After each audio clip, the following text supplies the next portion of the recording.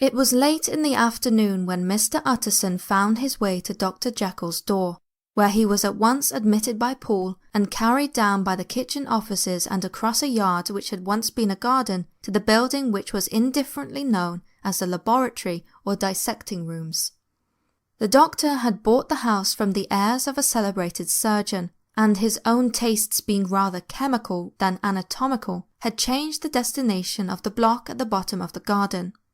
It was the first time that the lawyer had ever been received in that part of his friend's quarters, and he eyed the dingy, windowless structure with curiosity, and gazed round with a distasteful sense of strangeness as he crossed the theatre, once crowded with eager students, and now lying gaunt and silent, the tables laden with chemical apparatus, the floor strewn with crates and littered with packing straw, and the light falling dimly through the foggy cupola.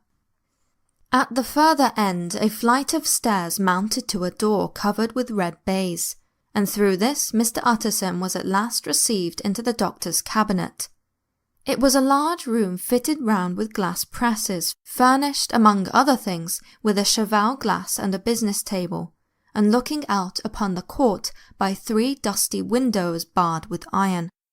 The fire burned in the grate, a lamp was set lightly on the chimney shelf, for even in the houses the fog began to lie thickly, and there, close up to the warmth, sat Dr. Jekyll, looking deathly sick. He did not rise to meet his visitor, but held out a cold hand and bade him welcome in a changed voice. "And now," said Mr. Utterson, as soon as Paul had left them, "you have heard the news?" The doctor shuddered. "They were crying it in the square," he said. "I heard them in my dining room." "One word," said the lawyer. "Carew was my client, but so are you, and I want to know what I am doing. You have not been mad enough to hide this fellow." "Utterson, I swear to God," cried the doctor. "I swear to God I will never set eyes on him again. I bind my honour to you that I am done with him in this world. It is all at an end, and indeed he does not want my help. You do not know him as I do. He is safe, he is quite safe, mark my words. He will never more be heard of." The lawyer listened gloomily. He did not like his friend's feverish manner. "You seem pretty sure of him," said he, "and for your sake, I hope you may be right. If it came to a trial, your name might appear." "I am quite sure of him," replied Jekyll. "I have grounds for certainty that I cannot share with anyone. But there is one thing on which you may advise me. I have received a letter, and I am at a loss whether I should show it to the police. I should like to leave it in your hands, Utterson. You would judge wisely, I am sure. I have so great a trust in you." "You fear, I suppose, that it might lead to his detection?" asked the lawyer. "No," said the other. "I cannot say that I care what becomes of Hyde. I am quite done with him. I was thinking of my own character, which this hateful business has rather exposed." Utterson ruminated a while. He was surprised at his friend's selfishness, and yet relieved by it. "Well," said he at last, "let me see this letter." The letter was written in an odd upright hand, and signed Edward Hyde, and it signified briefly enough that the writer's benefactor, Dr. Jekyll, whom he had long so unworthily repaid for 1,000 generosities, need labour under no alarm for his safety, as he had means of escape on which he placed a sure dependence. The lawyer liked this letter well enough. It put a better colour on the intimacy than he had looked for, and he blamed himself for some of his past suspicions. "Have you the envelope?" he asked. "I burned it," replied Jekyll, "before I thought what I was about, but it bore no postmark. The note was handed in." "Shall I keep this and sleep upon it?" asked Utterson. "I wish you to judge me entirely," was the reply. "I have lost confidence in myself." "Well, I shall consider," returned the lawyer. "And now one word more. It was Hyde who dictated the terms in your will about the disappearance." The doctor seemed seized with a qualm of faintness. He shut his mouth tight and nodded. "I knew it," said Utterson. "He meant to murder you. You had a fine escape." "I have had what is far more to the purpose," returned the doctor solemnly. "I have had a lesson, oh God, Utterson, what a lesson I have had!" And he covered his face for a moment with his hands. On his way out, the lawyer stopped and had a word or two with Paul.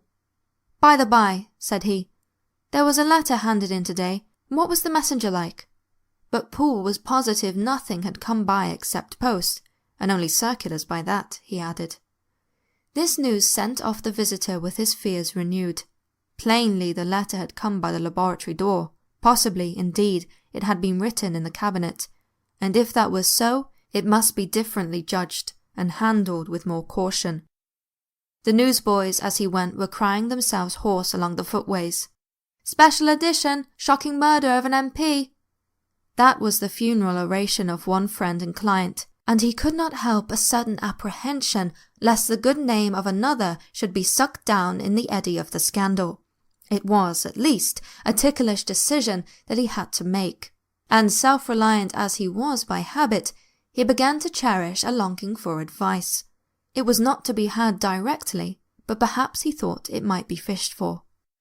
Presently after, he sat on one side of his own hearth, with Mr. Guest, his head clerk, on the other, and midway beneath, at a nice calculated distance from the fire, a bottle of a particular old wine that had long dwelt unsunned in the foundations of the house. The fog still slept on the wing above the drowned city, where the lamps glimmered like carbuncles, and through the muffle and smother of these fallen clouds, the procession of the town's life was still rolling in through the great arteries with the sound of a mighty wind. But the room was gay with firelight. In the bottle the acids were long ago resolved. The imperial dye had softened with time, as the colour grows richer in stained windows, and the glow of hot autumn afternoons on hillside vineyards was ready to be set free and disperse the fogs of London. Insensibly, the lawyer melted. There was no man from whom he kept fewer secrets than Mr. Guest, and he was not always sure that he kept as many as he meant. Guest had often been on business to the doctor's. He knew Paul. He could scarce have failed to hear of Mr. Hyde's familiarity about the house. He might draw conclusions. Was it not as well, then, that he should see a letter which might put the mystery to right? And above all, since Guest, being a great student and critic of handwriting, would consider the step natural and obliging. The clerk, besides, was a man of counsel. He could scarce read so strange a document without dropping a remark, and by that remark Mr. Utterson might shape his future course. "This is sad business about Sir Danvers," he said. "Yes, sir, indeed. It has elicited a great deal of public feeling," returned Guest. "The man, of course, was mad." "I should like to hear your views on that," replied Utterson. "I have a document here in his handwriting. It is between ourselves, for I scarce know what to do about it. It is an ugly business at the best, but there it is, quite in your way, a murderer's autograph." Guest's eyes brightened, and he sat down at once and studied it with passion. "No, sir," he said, "not mad, but it is an odd hand." "And by all accounts a very odd writer," added the lawyer. Just then the servant entered with a note. "Is that from Dr. Jekyll, sir?" inquired the clerk. "I thought I knew the writing. Anything private, Mr. Utterson?" "Only an invitation to dinner. Why? Do you want to see it?" "One moment, I thank you, sir." And the clerk laid the 2 sheets of paper alongside and sedulously compared their contents.